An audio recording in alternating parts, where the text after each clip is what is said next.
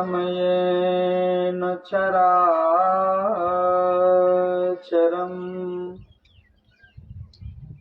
तत्पदं दर्शितं येन तस्मै श्री गुरुवे नमः। परम गुरुवे नमः। परात्पर गुरुवे नमः। परमात्मा गुरुवे नमः। आत्मा गुरुवे नमः। आदि गुरुदेव अनादि गुरुदेव अनंत गुरुदेव अखिल गुरुदेव चरण गुरुदेव शरण गुरुदेव श्री गुरु महाराज चरणारविंद नमो नमस्ते। उपस्थित धर्म प्रेमी सज्जनों, माताओं एवं बहनों, एक बार स्वामी दयानंद सरस्वती जी महाराज किसी शहर में किसी श्रद्धालु के घर में ठहरे हुए थे। संयोग से वह जाति का नाई था, औरों के केस काट करके गुजारा किया करता था। उसी शहर में एक बहुत ही धनाढ्य सेठ रहा करता था। वो भी स्वामी जी के शिष्य थे। तो उसके मन में हुआ कि स्वामी जी आए हैं तो सबसे पहले मेरे घर जरूर आए हैं। एक तो धन अधिक था उनके पास, और दूसरा वो साधु महात्माओं की सेवा भी किया करते थे। जब बहुत देर हुई नहीं आए तो अपने से देखने के लिए गया, आखिर उस नाई के घर में इतने समय से क्या कर रहे हैं स्वामी। तो जब घर में उनके पहुंचे तो मालूम हुआ कि वो भोजन कर रहे हैं। तो पहला सवाल किया, कहा स्वामी जी आप यहाँ बैठे बैठे नाई की रोटी खा रहे हैं बैठकर? आपको तो सबसे पहले मेरे घर आना चाहिए था, वहाँ बहुत तरह 36 प्रकार का भोजन मैंने आपकी सेवा में रखा था। स्वामी जी हंसने लगे, कहा भाई नाई की रोटी कहाँ खा रहा हूँ, मैं तो गेहूं की रोटी खा रहा हूँ।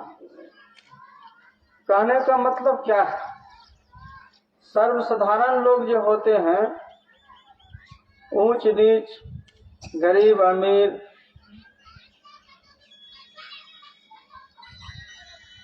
और जाति विशेष की बातें उनके दिमाग में बनी रहती हैं। लेकिन संत जो होते हैं उनके लिए सभी श्रद्धालु और भक्त एक समान होते हैं। उनके लिए श्रद्धा ही बड़ी चीज होती है। संत कबीर साहब के वचन में आया है, साध सिंह की एक गति मति जीवत ही सो खाए, भावहीन मृतक दशा ताके निकट न जाए। जो संत होते हैं और जो शेर होते हैं तो उनकी एक ही, दोनों एक ही विचारधारा के होते, एक ही मति होती है उनकी, एक ही समझ होती है। वो क्या, जीवत ही को खाए। जैसे शेर जिन जीवित प्राणी को मार करके ताजा मांस को खाता है, उसी तरह जो संत होते हैं श्रद्धा से युक्त होकर दिए गए भोजन को ही केवल ग्रहण करते हैं। वह जीवंत भोजन हुआ। और भावहीन मृतक दशा, जो श्रद्धा से विहीन भोजन है, मरा हुआ भोजन बासी भोजन के समान हो गया। ऐसे कोई जो बहुत देर से पड़ा हुआ भोजन होता है ना, निकृष्ट भोजन, मृत के समान हो गया। इसीलिए संत महापुरुष कहते हैं कि इन सब बातों को समझिए। संत की महिमा जब तक नहीं समझिएगा तो सत्संग को नहीं समझ पाइएगा।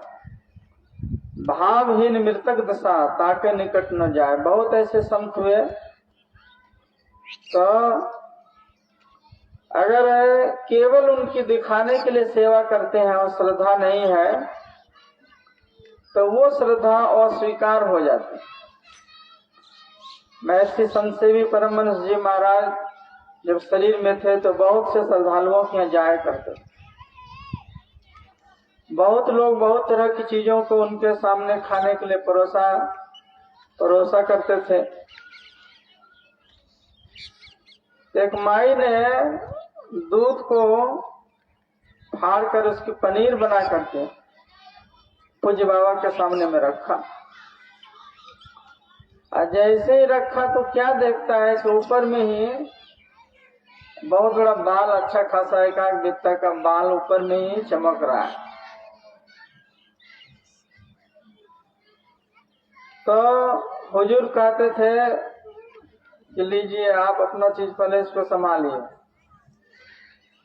कहने का मतलब हुआ कि बाल को अशुद्ध माना जाता है। भोजन में की थाली में अगर मिल जाए तो पेट में तो इतना नुकसानदेह होता है, वो रिंग बना लेता है, ऐसे गोल होकर के जल्दी गलता नहीं, पचता नहीं है। तो इसीलिए वैज्ञानिक दृष्टि से भी अशुद्ध माना गया स्वास्थ्य के लिए। अगर वो धोखे से पेट में चला जाए तो ज्यादा नुकसान है, और बाहर में भी अशुद्ध माना जाता है। और सवाल है कि जब उनके घर में महापुरुष गए और इतना साफ सुथरा से नहा धोकर के सब कुछ बनाया गया, तो फिर इतने लोग वहाँ रसोई घर में काम कर रहे थे, सबकी देख रेख में चीज बन करके तैयार हुई, तो सिर्फ परोसने के समय में खाने वाले को ही क्यों दिखा और किसी को नहीं दिखा? और किसी को भी तो दिखना चाहिए। तो कहने का मतलब है कि जरा से चूक होगी तो